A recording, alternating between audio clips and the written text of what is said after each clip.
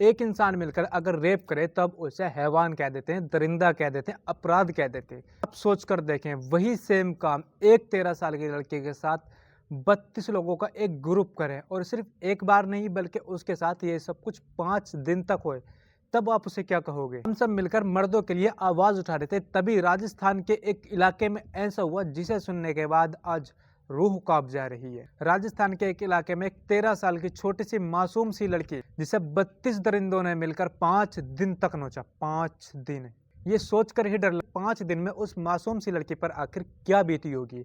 पता नहीं उन 5 दिनों में इस मासूम सी लड़की ने उनके आगे कितनी बार गिड़गिड़ाई होगी कि भैया छोड़ दो, प्लीज सर जाने दो। कितनी रोई होगी, कितना कष्ट सा होगा, कितना दर्द, कितनी पीड़ा सही होगी उस मासूम सी लड़की ने। लेकिन एक मिनट, अब जो मैं आपको बताने जा रहा हूं ना, वो इससे भी वाहियात है, घटिया, घिनौना। मतलब इस तरह के जितने भी वर्ड आते हैं ना, अगर वो भी यूज किए जाए ना तो वो भी कम पड़ जाएंगे इन लोगों के लिए। और ये सब जो हुआ ना, इसके साथ ये किसी सुनसान जंगल, किसी पुरानी हवेली या फिर किसी खंडर में नहीं हुआ, बल्कि शहर के बीचों बीच हुआ है। होटलों के कमरों में हुआ, जहाँ पर रिसेप्शन था, रजिस्टर था, स्टाफ था, सीसीटीवी था, वहां पर सब कुछ था। लेकिन सिर्फ नहीं थे तो इंसान नहीं थे। उस मासूम सी लड़की ने एक रिक्शे वाले को रोककर सिर्फ बैठाने की और घर छोड़ने तक की उसने रिक्वेस्ट करी थी। लेकिन उसे क्या पता था कि वही रिक्शा वाला उसके साथ इतना घटिया, घिनौना काम कर देगा।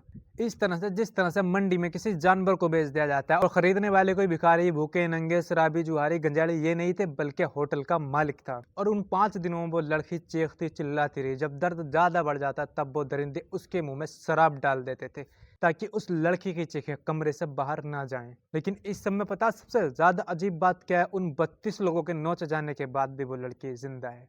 जिंदा है, सिर्फ शरीर से, उसके अंदर की आत्मा मर चुकी है।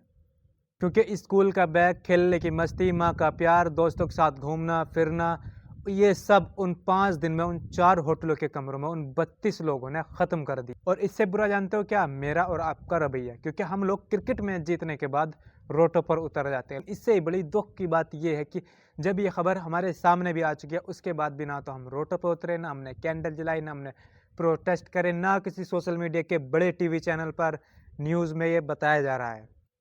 कहीं पर नहीं, क्योंकि बात हमारे देश की बेटे की है।